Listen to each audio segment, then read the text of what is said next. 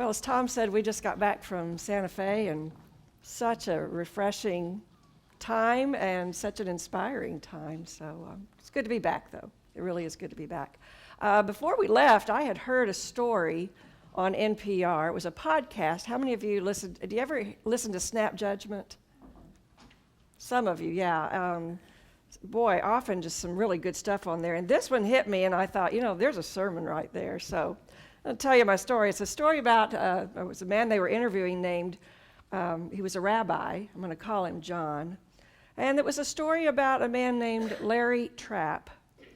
Larry Trapp was the grand dragon of the Ku Klux Klan in the state of Nebraska. And he was a passionate man with a mission. And the story that was told on NPR was about when the rabbi and his family moved to Lincoln, Nebraska, which is where Larry Trapp was living. And while they were unpacking their belongings, the phone rang, and the rabbi picked it up. "You'll be sorry you ever moved into that house," said a voice, and then it hung up. Well, the next day they got another phone call, same thing.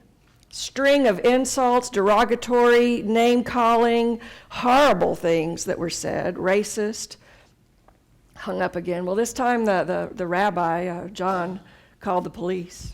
And when they came, got all the information, the officer said, I think I know who this is. He's quite a famous or notorious white supremacist. His name is Larry Trapp. And a very hate-filled person. And I'm going to tell you something, said the officer. You need to tell your kids, don't go to school and come home the same way every day, because they need to be careful. Of course, that frightened him, and a couple of days later, a package arrived in their mail. The rabbi got it and opened it, and it was filled with pamphlets and books, horrible things, very racist, very, very ugly, horrible, hate-filled literature. And one that he pulled out, he described it, he said it was a picture of Martin Luther King Jr. with a gun sight printed on his forehead, and at the bottom it said, "Our dream came true." And then it was signed, "The KKK is watching you, scum." Well, after a while, John said, I started thinking that maybe it would be a good thing to try to contact Larry Trapp, and my plan was to see if he would talk to me. Maybe some good could come out of it, or at least maybe I could get it off my chest. Leave my family alone. I don't know. I dialed his number, got the answering machine, which spewed out a diatribe of hate that went on and on. He said it was disgusting. And then he said, I decided, I'm just going to leave Larry Trapp a message, a love note. And he said, I became a little obsessed with the idea of contacting him, so I'd just call and leave little messages of love, my little love notes for Larry Trapp. So he said, the first message I left was, "Gosh, Larry, why do you like the Nazis so much? They would have killed you first." See, Larry was a double amputee. This is what the rabbi had found out, and he lived his life in a wheelchair. And then the second message, he said, "Larry, there's a lot of love out here, but you're not getting any of it. What's the matter with you?" And just things like that. And seems that he would do this every week. He taught a bar mitzvah class on Thursdays at 3:30, and so at 3 o'clock, he would call Larry Trapp and leave a love message for him, and then go in and teach his bar mitzvah class. And then, of course, as you would expect, the phone rang again. It was Larry. Rabbi answers the phone. "Hello? Why are you calling me? Why are you harassing me with these messages you keep leaving on my answering machine? Stop it. You're just hassling me." And he said, I can't really use the language he used, but it was something like that. And the rabbi said, "Larry, I don't want to hassle you. I just want to talk to you." "Well, what do you want to talk about?" He said, "Well, for one thing, I heard you were disabled. I thought you might need a ride to the grocery." Long silence. "I got that covered," he said. "Don't call me anymore." But John didn't stop. Every Thursday, 3 o'clock, little love message on the on Larry Trapp's answering machine. Saturday night, the phone rings. John picked it up. It was Larry. "What can I do for you, Larry?" he said. And Larry said, "I want to get out of what I'm doing, and I don't know how." John said he would come over to his house, come by, talk to him. His son was sitting in the room when he hung up. He goes, "Dad, you can't do that." He said, "Well, yeah, I think I'm going to go. I think I'm going to pick up some chicken or something and go break bread with the guy." "Dad, when a Nazi says he wants to have you over for dinner, he means that literally." But John and his wife Julie brought food over to Larry's house, and when he opened the door, there was Larry sitting in this wheelchair with a MAC-10 automatic weapon and a small pistol in his lap and a shotgun hanging off the corner of his wheelchair. And of course, the first thing they thought was, "Oh my gosh, this is an ambush. We're going to get killed." But instead, Larry reached out his hand to shake the rabbi's hand, and he burst into tears. And then he couldn't speak, and so he just began to take these rings off of his fingers. They were 2 large swastika Nazi rings, and he took them off and he handed them to Larry. He said, "Take these. I don't want them anymore. They've caused me nothing but trouble all my life." So John and Julie went inside, sat down with Larry and began to talk, shared a meal with each other. Larry told him about his childhood, about growing up in a really racist, hate-filled family. Said his father used to hide under the bed to keep his dad from beating him. He said, "All I've ever heard was racism, violence, hatred, bigotry. It's all I ever knew. I never knew joy. I never knew hope. I never knew kindness." So that night, Larry Trapp said he was going to live a different way. John's simple, weekly messages of compassion had broken down the thick hide of a lifetime of hatred. They were not big acts. They were just simple love messages from a man who had every reason to be afraid, every reason to seek revenge, every reason to go on the attack, but he didn't. Instead, he took his one ordinary life, he offered it to God as an offering and a gesture of love in this world, and he responded to his nemesis, to his fears for his family, for himself, in much the same way that we read earlier that Paul was telling the Christians in Rome to do. Paul advising his followers to show love even in their own turbulent times. And Tom mentioned this earlier, and I guess it's been on all our minds, even being out of town and out of contact for a week. Even when I left, there was still so much. There were the shootings in Dallas. And then after that, I was in the car, and I remember hearing something on the news about police officers being shot. Well, that one was in Baton Rouge. And then you see the videos of these police violence and pulling people over for no good reason. And Tom and I have a little neighbor boy. I think I've mentioned it before. 21st birthday, got drunk, and officers shot him. Sweetest kid you'd ever know. It's a violent world. It's a troubling world. We don't even know who our enemy is anymore. It used to be soldiers in this color army and this color army, but now you don't know. It's just somebody with a bomb walking into a mall. Our son's living in Germany now. It scares us. We hear about the bombing in Munich. It's everywhere, isn't it? It's just infused. And so, to be honest, it just begins to eat away at me in ways that it doesn't bring out the best in me. Fear does not bring out the best in me. I can come up here and I can teach a lesson on Jesus' Sermon on the Mount. I can go in the sanctuary and lead a prayer for peace, and then get in my car and be reminded on the news of all the violence in the world, and by the time I get home, I just feel all the rage welling up in me, and I want to react with violence and anger back at all this. Just do something about it. Practice what you preach, I think, but when the reality hits so very close to home, words of love and compassion just doesn't satisfy those heightened fears and feelings that everything's just out of control. Somebody needs to take charge. I'm not proud of it. Am I alone? Seems I'm not alone in exhibiting what theologians call the human condition, which is really just a fancy way of saying our impulse reactions to threat and violence and fear is to get angry, to get built up bravado, vengeance, and violence. It's what happens when our reptilian brain takes over. The reptilian brain, the knee-jerk reactions. It's our lowest level of thinking, but that's what we go to, or at least a lot of us. We strive all our lives to rise above it. We try to teach our children more rational and compassionate ways to live out their lives and resources that won't lead to more violence. But fear just has a way of negating all that and triggering that reptilian brain.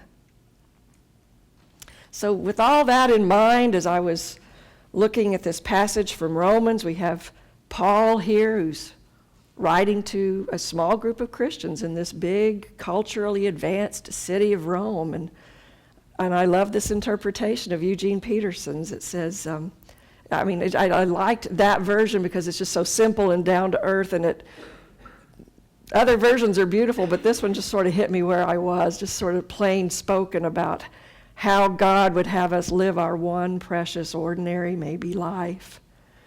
I read that someone called these words from Paul his own version of the Sermon on the Mount. And I thought about that. The church in Rome was in trouble. Inside, they were bickering with each other. And outside the church, they certainly weren't witnessing to lives of love out there in the community. They were bickering with their neighbors of other religions as well. I wrote in the blog about what Barbara Brown Taylor had to say about it. So let me use her description. There were black eyes and bad feelings all over that church in Rome. Marcus went to the midweek service so he wouldn't have to sit in the same room with Clovis on Sunday.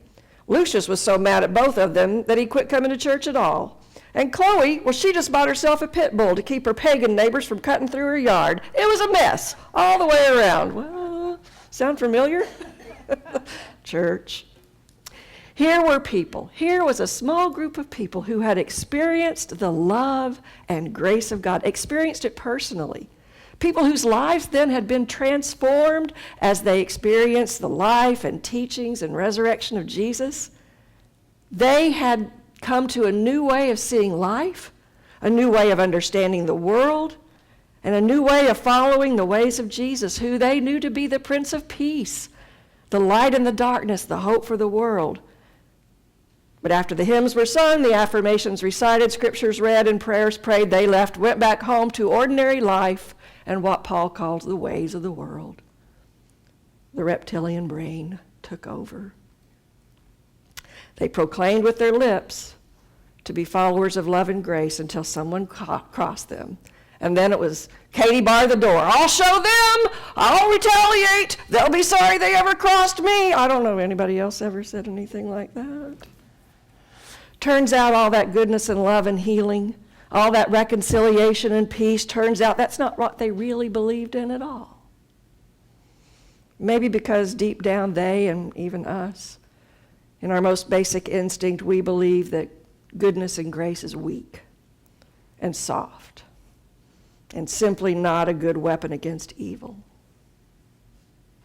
Maybe something deep down inside of us is convinced that if we don't fight back, we're going to get annihilated. So stand up for yourself. Dog eat dog. But there it is.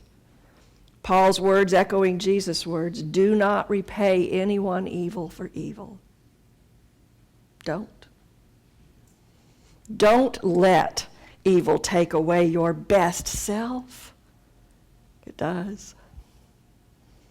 Bless your enemies. Don't hit back. Discover beauty in everyone. Everyone. And if you want to get the best of evil, says Paul, do good. Now, I don't have to tell you that that takes a great deal of trust in God and faith. Well, Paul had it, but he's Paul. It's not me. I'm not Paul. It's the kind of faith we might say we have, but we'd rather not have it tested in real life, right? They're beautiful words. You know, I often have to wonder if the real enemy of the gospel is not the other out there, but those of us who claim to be that body of Christ in this world, but not actually being the body of Christ. Not our best selves. When we repay violence with violence, hate with hate. Paul says, bless those who persecute you. Bless them. Don't curse them. Because the moment you curse them, you join them. And it may feel really, really good in the moment, but in truth, you've simply surrendered your best self and you've lost the way that leads to peace. It's an incredible dare that Paul gives us. I dare you. It's incredible. No wonder Paul said in another one of his letters that, you live out this life and people are going to think you're fools. Because those ways of love and peace, they look foolish to the world. But we've got to be the ones who break the violence, the cycle of violence and revenge, hate and anger. A friend of mine sent this to me on a Facebook post. It said, yes, I believe God can move mountains. But don't be surprised if God hands you a shovel. We saw on the way home, I just noticed there were signs along the road, pray for peace, pray for peace. But don't you think maybe God is thinking, you're the one that has to put it into action. I'm not going to wave some magic wand. The way you pray for peace is to believe that I am the source of that peace and that you and I together are the ones who are going to infuse that into this world. It isn't going to happen by magic. God hands us a shovel, and it's time for us to get our hands dirty with the gritty work of God's kingdom. We have to participate. We have to allow what we confess with our mouths to move our hands and our feet. And if we allow God's grace to be at work in us, then what we confess with our mouths will affect even the ordinary smallest things in our lives, like the purchase history on our credit card statement, like the way we vote, like the way we treat people, the way we spend our time. Just ordinary things, but they matter. They really matter. Love is the norm for everything you and I as Christians do. Love is our purpose. And when Paul cautions them not to insist on getting even, that God will take care of the judging, I've heard it said that that's just another way of kill them with kindness. Well, that kind of goes against everything Paul's just said, doesn't it? I think it's more true that it's not a promise. He's just saying, do what you're called to do. Let God be the judge. It's not a formula. There's no guarantee it's going to work. Keep that in mind. But it is a calling.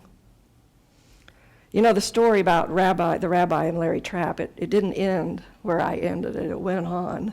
When John and Julie found out after that night together, when they found out that Larry's kidneys were failing, he didn't have any family, didn't have any friends, so they invited him to move into their home. Their daughter had gone off to college. He took the daughter's room. And he was in such bad shape that Julie quit her job so she could care for him.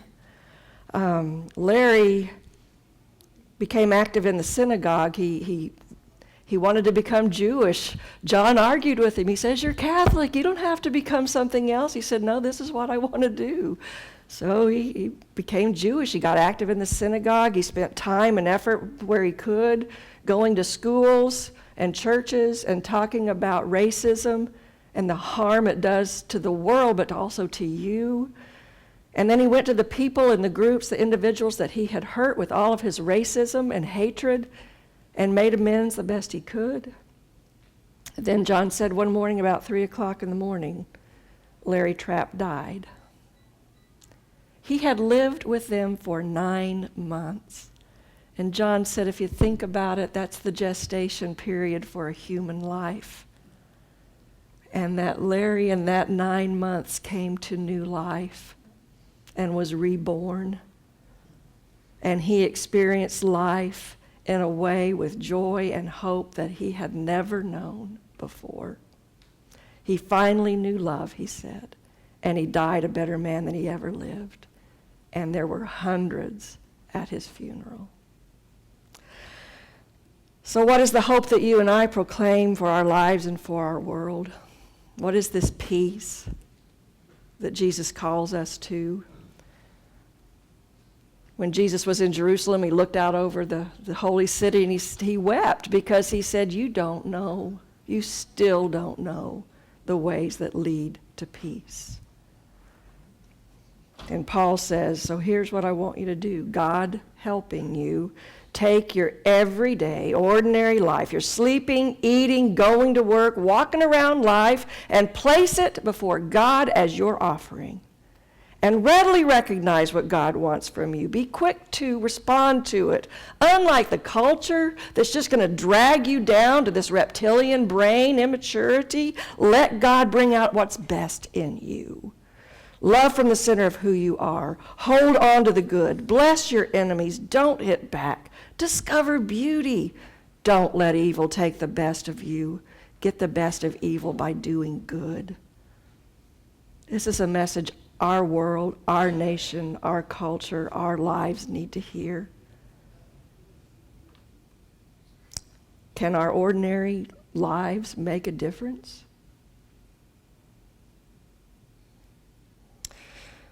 But that's what we're asked to do. I don't know what your gift will be. Some will be great, some will be small, but we're simply asked to let it be our life, to be a gift, to do with what we can. Our sleeping, eating, going to work, walking around life, our plain old life, place it before God as an offering. It's not soft and sentimental, and it's not the least bit easy.